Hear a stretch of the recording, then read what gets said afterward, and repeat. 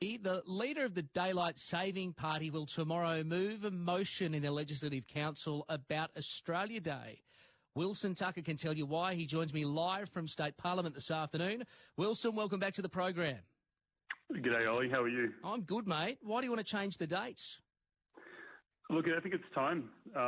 It's an issue that isn't going away, and it is picking up momentum and steam in the community. There was a recent poll that suggested it now has majority support, and it was up 19% from last year.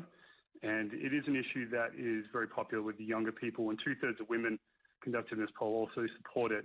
So look, it's not something that I'm raising in isolation.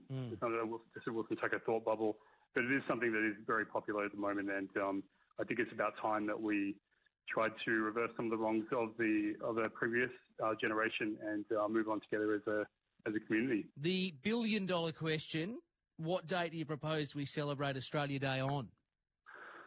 Oh, it is a good question. Look, I think we should be having a national debate on the day, and really, I don't personally care what day it is as long as all groups can get behind a day. So it's about having a conversation at the national level.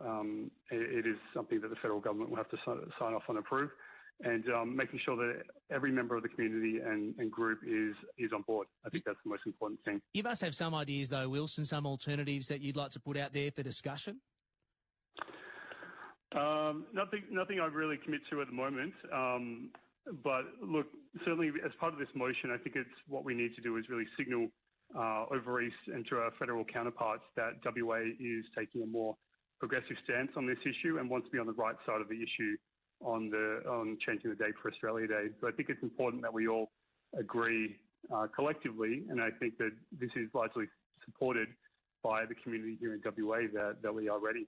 So why now, though, Wilson? Why do you want to put this on the agenda in the middle of November in 2021? Look, there's certainly a lot of other pressing issues affecting us all right now. We are in the middle of a pandemic. The hospital system is in crisis. We have the housing shortage as well. I think it's important to keep this topic alive, and I think it's important that we keep revisiting it. It's always a busy time. There's never a good time, but I think it's something that we do keep an eye on and constantly put pressure. It's not going away, and it is only going to pick up momentum and potentially increase the divides that we're seeing in our community. Last year I was living in the US, and I did see the rise of the Black Lives Matter movement on the back of the death of George Floyd last year, and I have seen what happens if you don't reconcile the past with marginalised groups. So I don't want the same thing to happen to Australia that I saw in the US. So I think it's a good time. It's an interesting link you've just made of the Black Lives Matter movement and changing the date of Australia Day. Can you tell me more about that, Wilson, why you're coming to those sorts of conclusions? Look, it was a marginalised group and we saw a lot of anger being expressed in the community. I'm not saying that this is going to boil over as part of the Australia Day debate, but it is something that we can do as a community to reconcile this wrong of the past, and I think we should be doing it.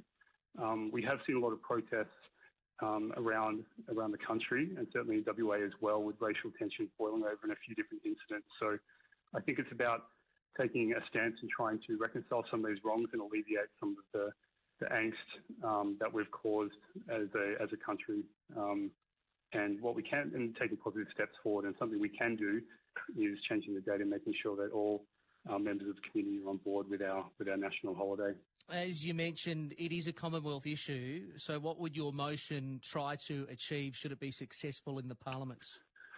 Yeah, so look, I try to keep it as apolitical as possible. I really wanted to have both sides of the House put their knives down, so to speak, and really have an honest and open debate on that.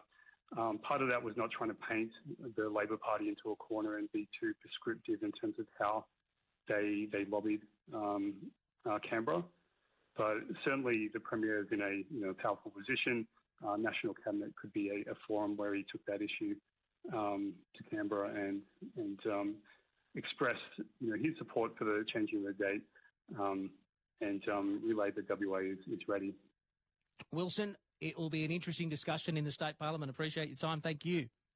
No worries. Thanks, Ollie. That's the Daylight Saving Party WA leader, Wilson Tucker. Do you think we need to have a discussion around the day we celebrate Australia Day? He wants to put it up for chat right now, 133 882, saying it is an idea to try and do something about the wrongs of the past. Wayne says, stop wasting the station's time interviewing that idiot regarding Australia Day. It is what it is. The past is what it is, and it can't be changed, but we can learn from it, and that might be a better approach. So there's Wayne's view. Or do you think this is the usual distraction as we get closer to Australia Day? It's still a couple of months away.